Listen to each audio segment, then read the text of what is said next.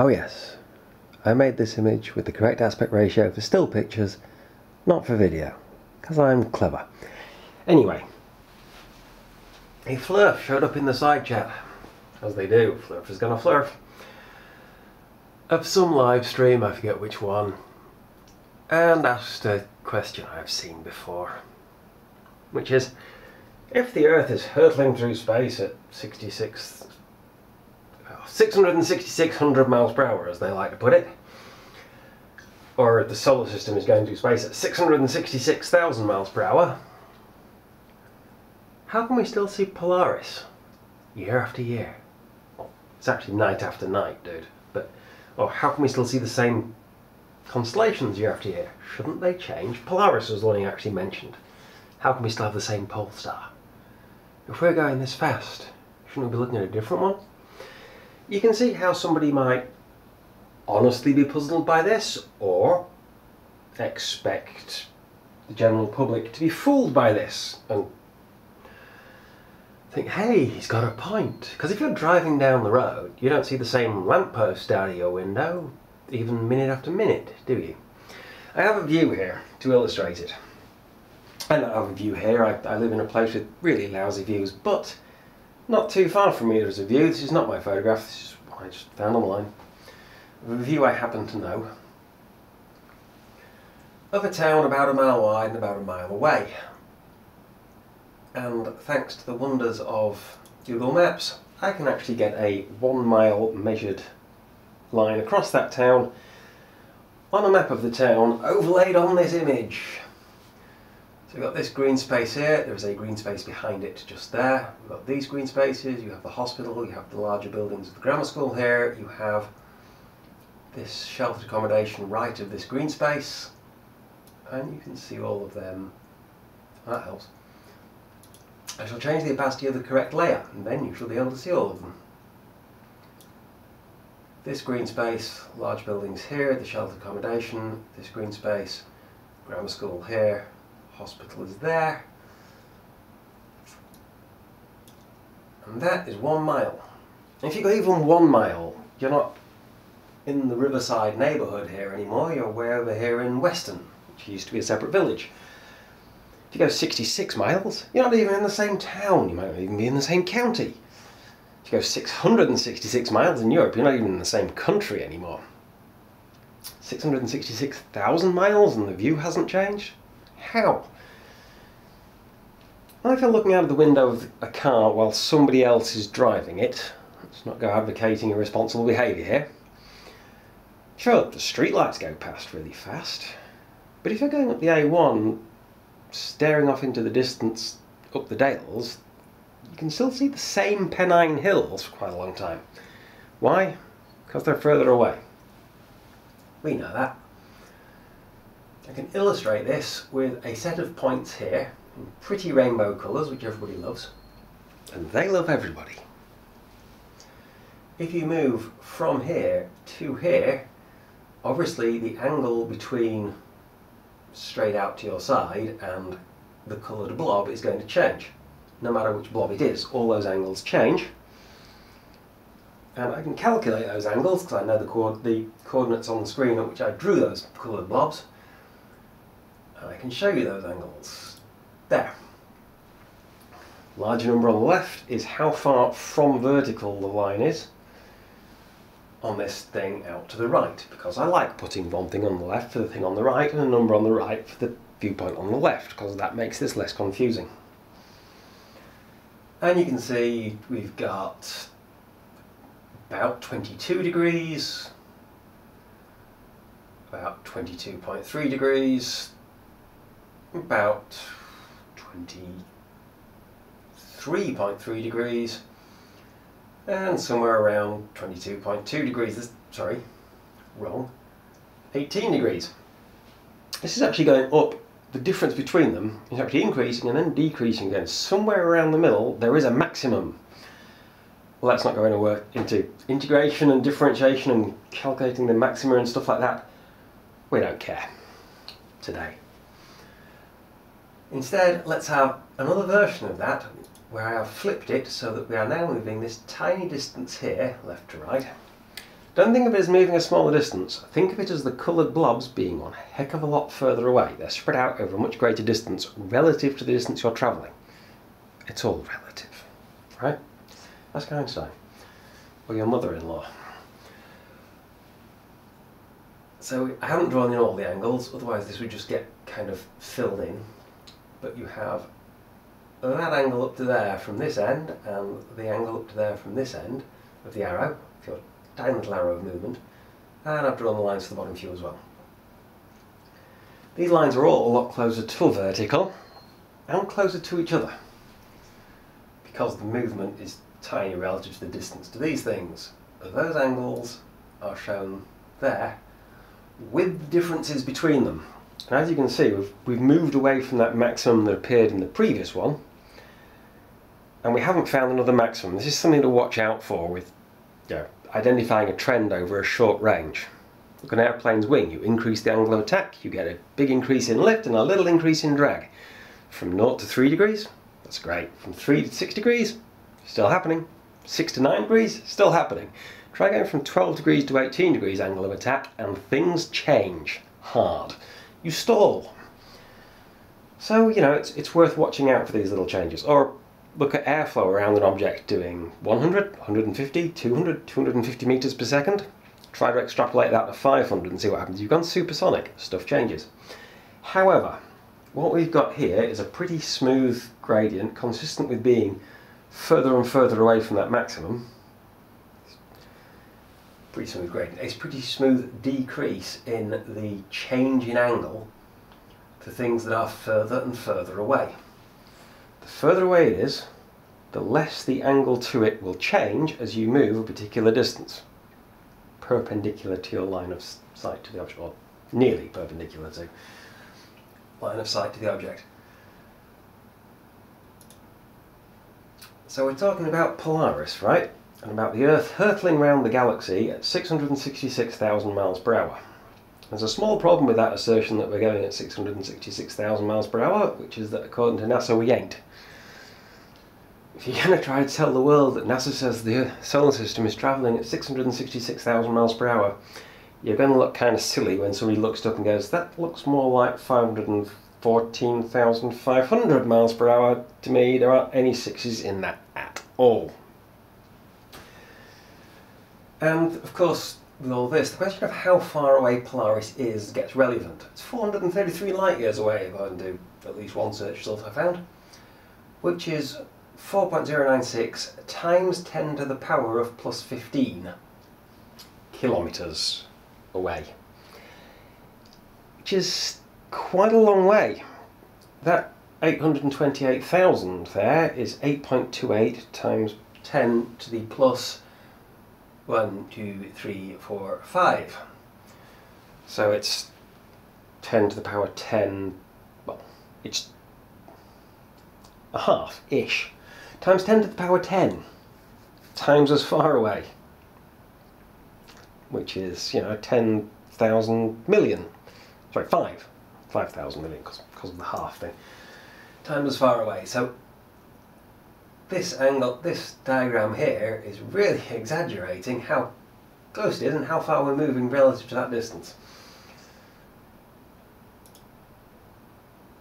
If we are doing 828,000 kilometers per hour for a year, and there's an object 4,000 million kilometers away to the right, crikey, how much does the direction to it change?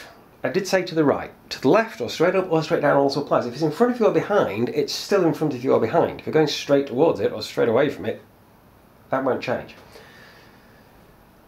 Out to any side, whatever direction, from ventral, dorsal, whatever, lateral, perpendicular to the anterior, posterior directions. Well, it'll move by that tiny, tiny number. 1.77 microdegrees. Tiny. But there is movement. Perfectly reasonable to say that if you're going at that phenomenal speed, even if something is that incredibly far away, the angle to it will change.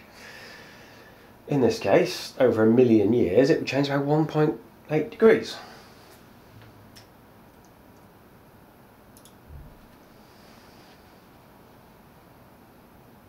There is one. There's a very big one.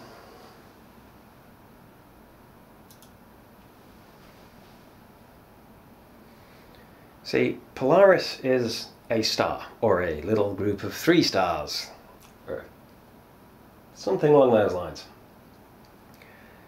inside the Milky Way galaxy, just like us.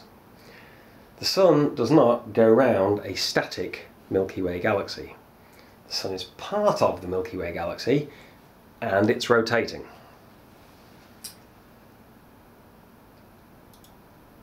Obviously, this is CGI, not an actual photograph sent back by a satellite. It's an illustration I found on planetearth.wordpress.com. Oh, sorry, spaceshipearth.wordpress.com. The text is kind of significant. Most of the planets we found within 300 light years from the Sun, which is there where the little, where it says Sun has an arrow pointing at a dot. If the radius of that little circle is 300 light years, then 433 light years to Polaris puts it about 1.5 radii out, which is definitely still somewhere in the same part of the galaxy, isn't it? So if the whole galaxy is rotating, isn't Polaris kind of going with us? Maybe we want to consider that.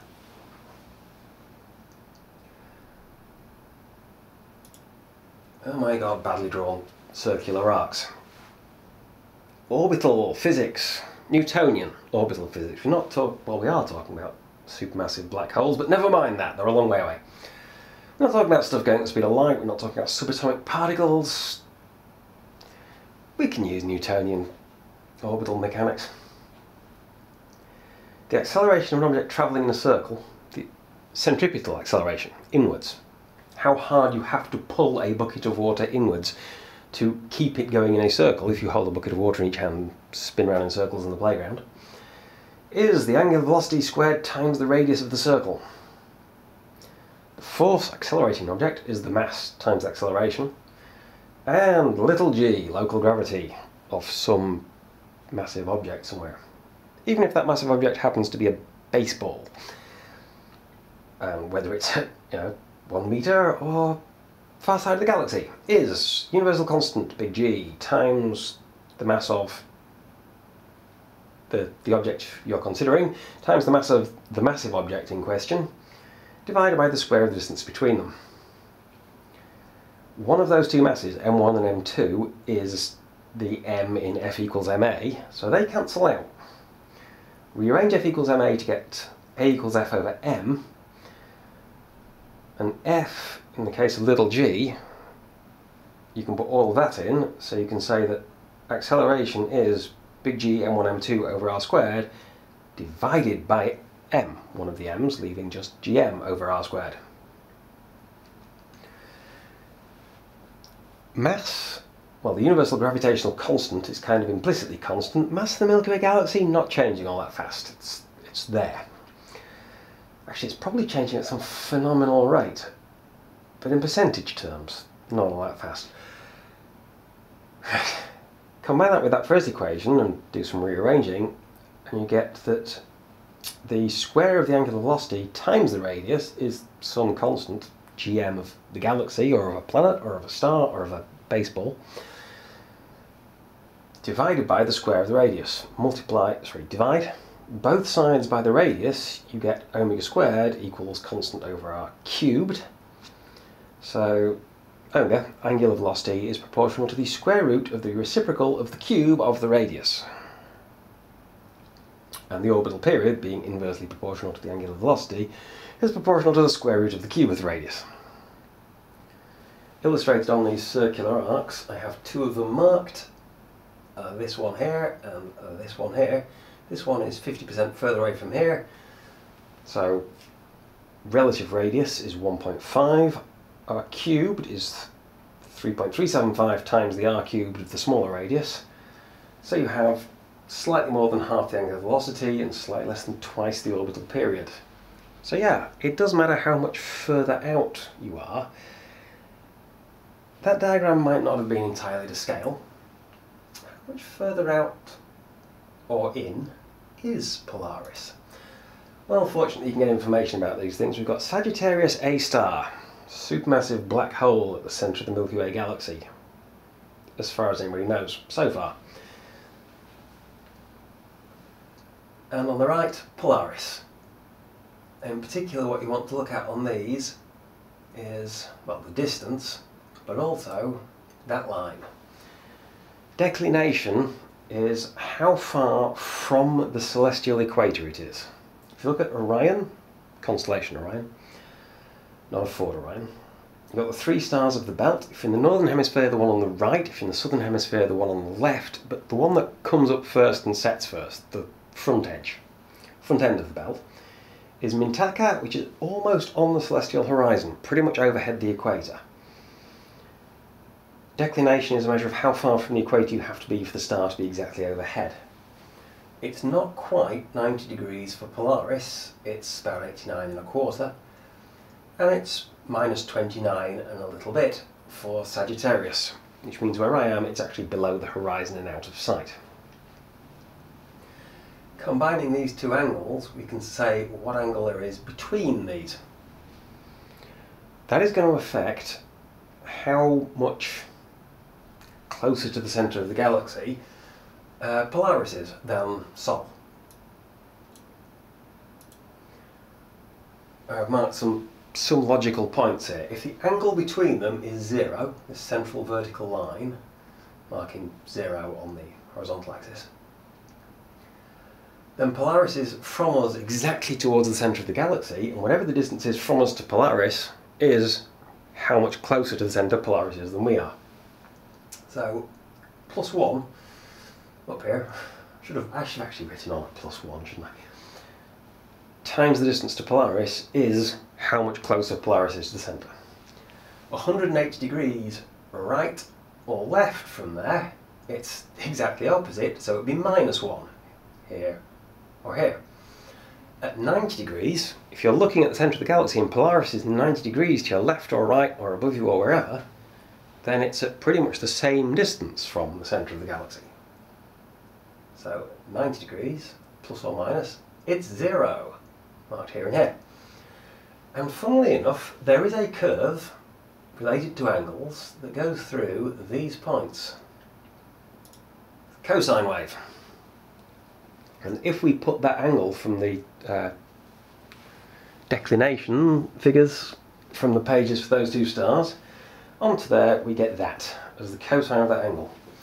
So it is minus 0.5 times its distance from us closer to the centre of the galaxy.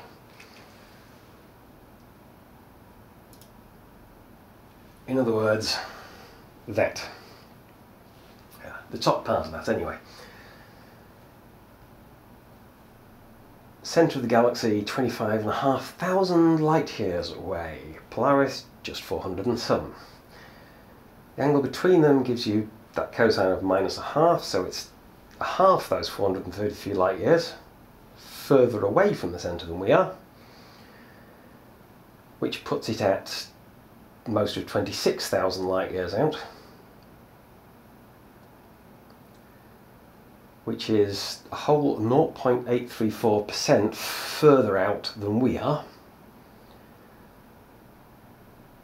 meaning its orbital period should be 98.8% what our orbital period is, and if you multiply that ratio by the ratio of distances, you get linear velocities, 0.996 times our linear velocity, which means while we're both doing a number that looks nothing like 666,000 miles per hour, we're going in pretty much the same direction, and actually Polaris is, relative to us, only doing 30 gigameters per year. 30 gigameters per year, and it's not doing it straight across our line of sight. It's somewhere in front of or behind us to some extent by that 29 and a bit degree angle. sorry, it's that 29 degree angle away from, in front of or behind us.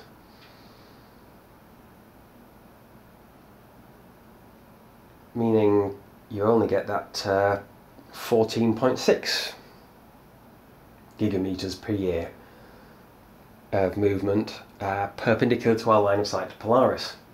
Meaning that the position of Polaris in the sky, its angle away from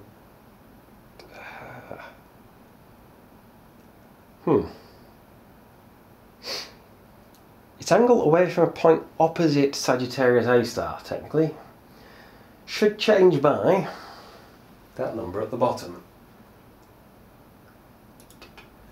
Yeah. So yes, Fluff, actually the position of Polaris in the sky does change year by year.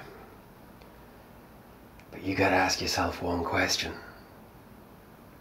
Would you actually notice?